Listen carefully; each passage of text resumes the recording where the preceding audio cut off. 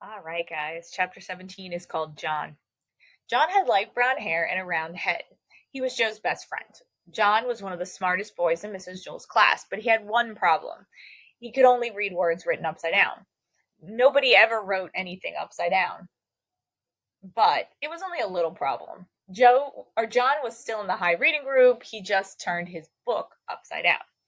It was easier for John to turn his book upside down than to learn to read correctly, but the easiest way isn't always the best way. Mrs. Jewell said, John, you can't go on reading like this. You can't spend the rest of your life turning your book upside down. Why not? Asked John. Because I said so, said Mrs. Jewell. Besides, what happens when I write something on the blackboard? You can't turn the blackboard upside down. No, I guess you're right, said John. I know I'm right, said Mrs. Jewell. You're going to have to learn to stand on your head. John couldn't stand on his head. He had given up trying. You would have too if you'd fallen over as many times as he had. Joe was John's best friend. He could stand on John's head. Every time John fell over, Joe stood on his head. After all, what are best friends for? My head is too round, Mrs. Jewell. I can't stand on it.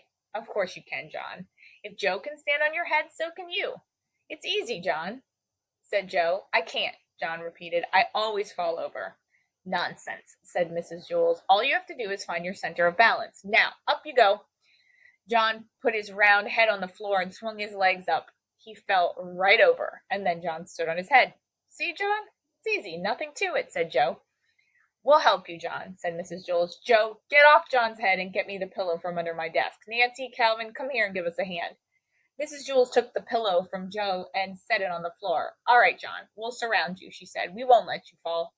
John put his head on the pillow and swung his legs up. He started to fall one way, but Nancy pushed him back up. And then he started to fall the other way, but Calvin straightened him out.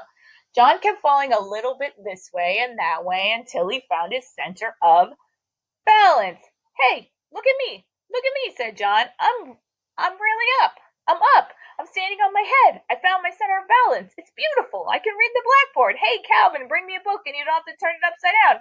Ha ha, hey, who? Ah! Bam. While Calvin went to get the book, John fell flat on his face. You better stay off my head, Joe, he warned. Are you all right, John? Asked Mrs. Jewell. Yes, I think so. I feel a little funny. Hey, I can still read the blackboard and I'm not upside down. I can read right side now. When I fell, I must have flipped my brain or something. That's wonderful, John, said Mrs. Jewell. Here, put the pillow back under my desk. As a reward, you can have a Tootsie Roll Pop there in the coffee can on top of my desk. John placed the pillow on top of her desk and then looked under the desk, but couldn't find the Tootsie Roll Pops anywhere.